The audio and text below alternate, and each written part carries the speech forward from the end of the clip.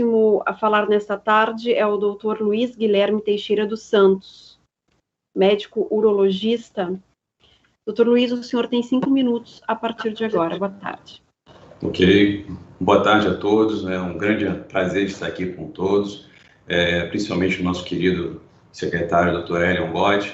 De certa forma, eu primeiro tenho que falar que eu tenho um conflito de interesse em tese. Muitos me conhecem que eu sou conselheiro federal do Conselho Federal de Medicina e Conselho Regional de Medicina do Estado do Rio de Janeiro, porém eu não estou aqui como conselheiro, eu estou aqui apenas como médico, membro da sociedade civil. E, apesar de não tratar Covid, eu vivo intensamente por ter sido corregedor e diretor de fiscalização durante um tempo da pandemia dentro do Rio de Janeiro. Então, eu acabei me entrando muito nesse assunto, principalmente em relação à autonomia do médico, e aonde eu fiquei muito satisfeito com a fala do nosso secretário, que é onde foi o motivo pelo qual eu resolvi me inscrever. Por quê? Eu vejo o papel da Conitec um papel extremamente importante. Ele faz essa normatização e, como bem foi dito, muito bem explanado pelo professor Michael, em relação à autonomia do médico e o caráter orientativo. A minha questão inicial em relação a tudo isso quando nós temos um paciente à nossa frente e a gente está diante de uma doença dinâmica, nova, onde não sabemos tudo, estamos longe de saber as verdades, engessar o tratamento médico, seja ele qual for, ambulatorial ou hospitalar. Dentro dessa premissa, o que me preocupa é a própria capacidade desse médico poder atuar como médico. Como bem lembrou o nosso querido Hélio, a lei do ato médico permite que tenha essa autonomia. E o que me preocupa quando a gente tem um documento elaborado pela Conitec, isso vale não somente para o Covid, como para qualquer outra tecnologia ser incorporada, é que muitas das vezes, da forma clara como o professor Michael colocou, não é colocado para a sociedade, políticos e gestores como um todo, aonde eles tomam isso como verdade, aonde essa normativa é uma verdade absoluta. Lembrar que nós temos, inclusive, aonde eu pude ver em relação ao próprio corticóide, os trabalhos, pelo que eu vi, são até outubro de 2020, ou seja, carece ainda de uma atualização, né? Eu não vou nem entrar no mérito das medicações, que minha fala não foi para isso, e eu acho que tem pessoas mais gabaritadas que podem falar melhor do que eu, e, ao mesmo tempo, eu sinto falta da própria participação ativa do próprio Conselho Federal de Medicina, onde ele poderia ser instado. Porque, pela própria Lei 3268, em seu artigo 2º, ele que é o normatizador da boa prática médica.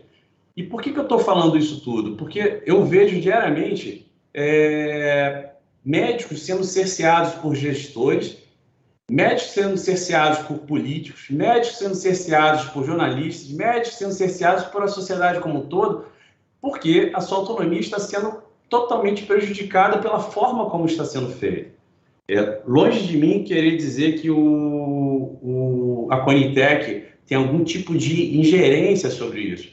Porém, como um órgão público e ditador de uma série de normativas que podem trazer benefícios para a sociedade, talvez tais fatos que eu estou relatando aqui pudessem ser feitos e colocados de uma forma muito mais elaborada para que a sociedade em si soubesse que é um documento orientativo, é um documento dinâmico, isso está em constante modificação e não pode ser ditado como uma verdade. E lembrar que o ato médico ele é totalmente pessoal, ele não pode ser transferido para outra pessoa e a responsabilidade é somente do médico. E isso tem que ser respeitado, e é isso que nós estamos perdendo. Com isso, nós colocamos o paciente em riscos, por quê? A gente deixa, às vezes, de olhar o paciente de uma forma mais completa, porque aquele médico na ponta, ele fica com medo. Ele fica com medo de ser cerceado, xingado, manipulado. Isso não pode acontecer. E o que isso acarreta? Acarreta, na verdade, no engessamento da medicina. A ciência, como todos e muitos falam, ela é mutável. A medicina é escrita a lápis, ela não pode ser escrita a caneta. E muitas das vezes ela está sendo colocada muitas colocações e sobre tratamentos em si que não podem ser colocados como uma verdade absoluta. Quantos exemplos na medicina nós temos de coisas que foram ditas verdades e mudaram? E eu acho que isso é apenas uma lembrança que eu gostaria de passar a todos e que isso fosse fornecido aos deputados, senadores, todos os gestores, porque isso faz diferença no tratamento, no conhecimento e principalmente na saúde da nossa população. Então, é somente essa mensagem que eu gostaria de lembrar a todos e agradecer a oportunidade e fazer com que essa audiência e outras que virão é de suma importância para que seja construído algo melhor, de forma técnica, como foi explanado muito bem pelo professor Michael e professor Carlos, e que seja aberto para discussões sem politização, sem colocar ideias de lado, e sim o paciente e a saúde para todos. Muito obrigado, boa tarde a todos. Obrigada ao médico urologista Luiz Guilherme Teixeira dos Santos. Obrigada, doutor, pela sua participação também nesta audiência pública. A gente segue agora com a médica infectologista, especialista pela Sociedade Brasileira de Infectologia, doutora Roberta Lacerda Almeida de Miranda Dantas. Ela é médica na linha de frente da Covid-19 pelo Hospital Universitário Nofre Lopes e Hospital Estadual Giselda Trigueiro, ambos do Rio Grande do Norte. Doutora Roberta, 5 minutos também para a senhora a partir de agora. Boa tarde. Boa tarde a todos. Agradeço imensamente essa oportunidade de discutirmos aqui estratégias de saúde pública em relação aos protocolos e diretrizes clínicas em relação à Covid. Eu gostaria só de ressaltar a minha posição enquanto médica da linha de frente com relação ao que nós estamos vivenciando durante toda esta pandemia. Já são 18 meses que a gente vem enfrentando essa doença e acredito que não é mais possível pensarmos em fazer mais do mesmo. E quando eu li a diretriz proposta pela Conitec, me causa espanto ver que as revisões, como bem colocou o doutor Guilherme, em relação à corticoterapia, só versam até outubro de 2020, quando nós sabemos que já existem estudos claramente apontando benefício para o uso de outros corticoides em outras doses. Vamos relembrar que o estudo Recovery e também o Solidarity, dentre outros, como o Codex, eles falam uma dose precisa de corticoide, dexametasona, a gente sabe que ela é muito mais aplicável, inclusive até para transposição para via oral, em termos de aplicação em saúde pública. Mas quando a gente entende, com todo esse escopo de fisiopatologia do que é a doença COVID, como uma vasculite de pequenos vasos, acometendo fortemente, dada a agressividade da cepa P1, o pulmão e o rim, nós entendemos que a questão do uso da metilprednisolona tem que ser reconsiderada. Não só isso, mas dentro do escopo de toda a clínica médica, nunca se existiu uma dose única para um paciente de 60 quilos ou de 120 quilos. Um com 25%, 50% de vidro fosco e outro com 75%, 90%. Então, é impraticável, quase inimaginável, a gente estar aqui discutindo estratégias terapêuticas engessadas, como se fossem únicas, baseado numa revisão sistemática da literatura, apenas no que dizem os consensos internacionais e alguns estudos de ensaios clínicos randomizados, duplo cego, controlados, que versam, como nós sabemos, em um escopo de linha da normalidade e com seleção de sujeitos de pesquisa, não sendo válido para a vida real. Como nós estamos vendo, o índice de letalidade em nossas UTIs em torno de 80% reverbera exatamente esse dado de que 6, 10 e 20 miligramas de dexametasona apenas e tão somente no paciente quando dessatura, já se mostrou uma clara evidência de falha terapêutica. A nosso ver, nós temos que revisar fortemente essas recomendações, atualizá-las à luz das novas meta-análises de corticoterapia, normalmente a questão da metilprednisolona, e principalmente a gente entende que verificar esse grupo de estudos parece-me que é um cherry picking, porque a gente não tem aí todas as evidências conclusas, e principalmente quando a gente compara com a análise de 2 pesos e 2 medidas com relação, por exemplo, ao Covacta, do Actenra, o tocilizumab, quando você tem 4 ensaios clínicos randomizados duplo cego com efeitos negativos e você ainda considera ele como uso condicionado a favor, sabendo que não é uma estratégia de saúde pública nem custo fácil nem efetiva, no sentido que na própria reumatologia, onde a gente retira e reposiciona essa droga, os reumatologistas reduzem o uso dessa medicação por 2 meses, quando o paciente vai se submeter a algum procedimento cirúrgico, porque leva realmente a uma anergia de linfócitos por um tempo mais prolongado. Então, já existem outras medicações que a gente tem ensaios clínicos em andamento que poderiam estar sendo beneficiadas e uso nesses pacientes, mas que não com esse alto custo para linfopenia e complicações infecciosas. O que eu gostaria de ressaltar também é que, com relação ao uso de ivermectina, a minha única observação é lembrarmos que estamos num país tropical, com alto índice de parasitoses e baixo índice de saneamento básico. Um grande esforço está sendo feito atualmente para fazer um Programa Nacional de Saneamento Básico, que considero que é uma das principais estratégias de saúde pública em doença infecciosa como vacinas, porém, nós não podemos deixar claro, numa recomendação de protocolo, recomendação forte contra o uso de ivermectina em uso hospitalar, porque nós temos, infelizmente, um grupo muito heterogêneo de formação médica. E quando o profissional de saúde, em meio a toda essa politização da pandemia e de terapêuticas, entende essa palavra ou esse trecho ipsis literi, ao pé da letra, ele pode compreender que é contraindicado o uso da ivermectina em uso hospitalar. E do que nós entendemos como medicina translacional, utilizando os conhecimentos dos outros doentes imunossuprimidos, principalmente pacientes com HIV, com estrogeloidismo disseminada, com HTLV, que convivem com essa doença, nós fazemos uso da ivermectina, sim, em vigência de terapia com corticosteroide, independente da dose, porque sabidamente esses pacientes apresentam um alto risco de disseminação, inclusive para a síndrome de Loeffler, para o sistema respiratório do trato inferior. Então, é uma condição importante estabelecer um gráfico com uma pormenorização de doses por quilo de peso para o corticoide e judicializar o uso da ivermectina em meio hospitalar, lembrando dessa grande problemática das parasitoses e do contexto da linfopenia associada ao COVID, a exemplo do HIV.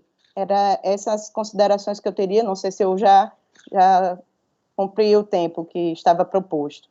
Obrigada, doutora Roberta. Nós ouvimos Roberta Lacerda Almeida de Miranda Dantas, médica infectologista, especialista pela Sociedade Brasileira de Infectologia, e que também... Estão ouvindo? Sim. Agora sim. Nós temos hoje 4 milhões de óbitos no mundo, é um número trágico para 1 ano e meio de uma pandemia, como nunca vivido no último século, nas últimas epidemias que nós tivemos, e eu queria falar especificamente, eu sou obstetra, enfatizar as gestantes, que ainda pior do que a realidade vivida na população geral, onde a gente tem uma média de mortalidade de 2,8% a 3%, no estado de São Paulo um pouco maior.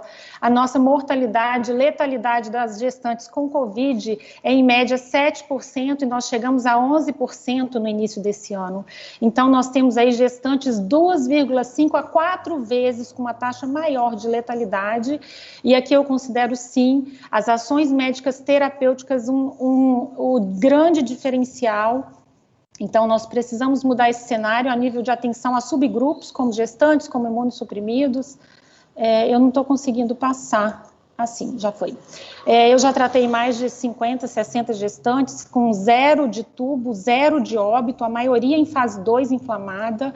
Eu estou ativa no tratamento da Covid há 1 ano e meio, desde o início dos casos, tenho lutado por ações realmente efetivas, precoces, otimização, soma de medicamentos e não exclusão, soma de ações. No geral, já tratei mais de 1.500 pacientes com 3 óbitos e 15 internações, a maioria desce por fator social, então é uma letalidade abaixo de 0,5%, com ações otimizadas, sim, como Roberta Lacerda falou, individualizadas.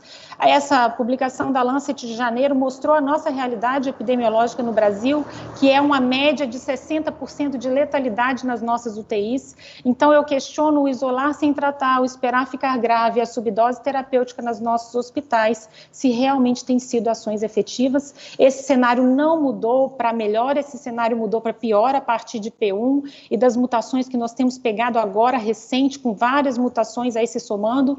e esse cenário piorou, porque a gente tem visto aí o vírus causar um dano pulmonar ainda maior. Então, a gente, como a Roberta disse, estabelecer doses fixas, sem mudar um protocolo. Acho que nós precisamos rever, sim, nossa diretriz. A taxa de readmissão em pacientes, como aconteceu aí, com a paciente citou há pouco, ela chega a 27% na Covid, considerando aqueles 50% que sobrevivam, ainda 9% acabam tendo um óbito numa reinternação. Então, é trágico, um vírus que é letal, que é agressivo. Aqui eu coloquei 3 casos clínicos. O primeiro, com a saturação de 91, uma gestante que terminou tratamento recente, 17 semanas, jovem, rígida, segundo filho, sem comorbidades, com a saturação de 91 no 7º dia de doença. Foi tratada como esse segundo caso abaixo, que é um jovem de 23 anos, tratado também agora em maio, com a saturação de 86, numa condição como esse terceiro caso, que é um senhor de 75 anos, magro, da roça, do interior, também com uma saturação de 87. Todos esses foram orientados a ir para casa, esperar piorar mais um pouco, porque eles não tinham quadro respiratório, de esforço respiratório. Então, foram pacientes tratados por mim, todos com a mesma conduta, antivirais associados, prolongados, broncodilatadores inalatórios, enoxasparinas, dose no mínimo intermediária, a terapêutica, no mínimo 14 dias de heparinização, considerando aqui, eu quero destacar que a enoxaparina, ela tem um efeito, sim, diferencial comparado à heparina em relação a sangramentos e hemorragias, que tanto se diz que a heparina causa sangramento. Eu não tive nenhum caso de sangramento em mais de 1.500 pacientes tratados, todos com enoxaparina. E corticoide, sem economizar corticoide, individualizar cada caso. Essa gestante foi tratada com corticoide oral, esse jovem foi tratado com corticoide intramuscular, 240 de depomedrol de 12 em 12, com redução gradual da dose. Esse senhor foi tratado com corticoide venoso, 250 de metilprednisolona 2 vezes ao dia, com redução gradual. São medidas individualizadas e todos eles foram tratados, pode observar, no D5, no D7, no D10, com melhora da oxigenação pulmonar sem uso de oxigênio, porque foi negada a internação, foram tratados em casa, em prona, com sucesso terapêutico, uma recuperação de um quadro que é inflamatório, tromboembólico, sem se esperar um TEP, uma trombose de grande vaso, para acreditar que a doença é vascular, que tem endotelite, que tem trombose em microcirculação. E outro destaque que eu queria fazer em relação à diretriz é a carga viral. Tem estudo, sim, nós precisamos atualizar, sim, as referências, as evidências bibliográficas aí da base da nossa diretriz, que é a referência para 400 mil médicos que estão esperando aí uma orientação. Carga viral está diretamente relacionada, sim, à gravidade e mortalidade. Essa foi uma publicação de agosto do ano passado, da Lancet, com uma coorte hospitalizada de 1.145 pacientes, mostrando já ali uma relação direta entre a alta carga viral e a mortalidade nos pacientes hospitalizados, e nós temos aí negligenciado em 1 ano e meio a oferta de antivirais nos hospitais, enquanto se avaliava a eficácia ou não de remdesivir, tocilizumab, negligenciando cloroquina, ivermectina, drogas que têm evidência, sim, ainda que 25% de redução de mortalidade. Quantos teriam a oportunidade de talvez ter diminuído seu risco de óbito se recebessem cloroquina, ivermectina, drogas seguras, eficazes, que já foi mais do que provado em revisões, que não causam dano cardíaco, diferente do remdesivir, que a última suspensão da OMS foi exatamente pela alta toxicidade cardíaca. Várias publicações mostrando, sim, a relação direta. Eu gostaria que isso fosse incluso e analisado por esse comitê ético e competente, sim, mas que vai liberar uma diretriz de extrema importância para a morbimortalidade, ao exemplo da Rosilene, que é uma vítima jovem por um atendimento tardio e que precisa ser otimizado, porque os danos, nós sabemos, numa UTI, num tubo, são graves. Então, a doença é imunotrombótica, não é apenas respiratória, não é apenas pulmonar, é uma doença vascular, sim, destrói o pulmão cada vez mais com as mutações e tem o dano à Covid longa. A USP mesmo tem publicado aí recente um caso de 7 meses de recorrência de sintomas e que houve persistência viral. Nós abandonamos antivirais de uma doença que é viral, que é letal, desencadeada por um vírus que tem sofrido mutação, enquanto a gente negligencia ofertar antivirais. Então, os meus pacientes usam antivirais e vários colegas e vários estudos. O Dr. Flávio Cadegiani é fantástico em pesquisa, em ética,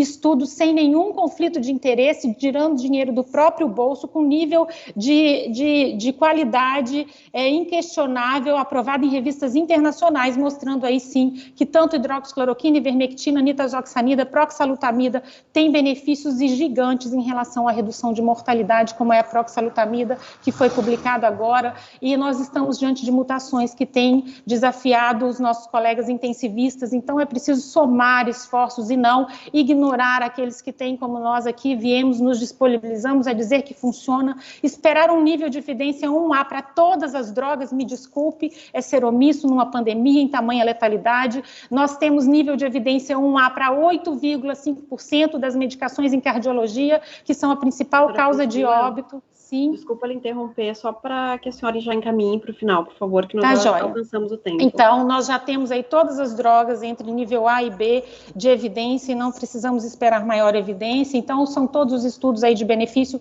de cloroquina. A última revisão da ivermectina foi, inclusive, de Oxford, que foi essa semana, redução de 50% da mortalidade nos pacientes hospitalizados, vitamina D, altas doses de corticoide, anticoagulação pelo NIH, já foi considerada, assim, a dose plena como redução de agravos. Esse estudo do Canadá foi agora em maio, também mostrando que a anticoagulação terapêutica tem benefício em reduzir métodos invasivos. Não faltam aí, eu queria destacar a fala do Dr. Maicon, onde ele citou o Remdesivir como uma complacibilidade, como uma tolerabilidade em uso. Ok, eu concordo que todas devem ser opções terapêuticas, mas o Remdesivir tem 16 ensaios clínicos, a ivermectina, que ele disse ter pouca evidência, tem 61 ensaios clínicos randomizados, revisados por pares. Então, vamos somar esforços, vamos somar ações, é preciso vencer o vírus, a tempestade inflamatória e a trombose. Esse é o tripé terapêutico, é o que eu recomendo que as minhas gestantes que são abandonadas, infelizmente, de terapia, que sejam tratadas, e a reprodutibilidade dos resultados é o que valida um experimento. Nós temos aí uma mortalidade que não modifica nas nossas UTIs, ao contrário, aumenta. Então, vamos refletir em resultados que não são reprodutíveis. Por quê?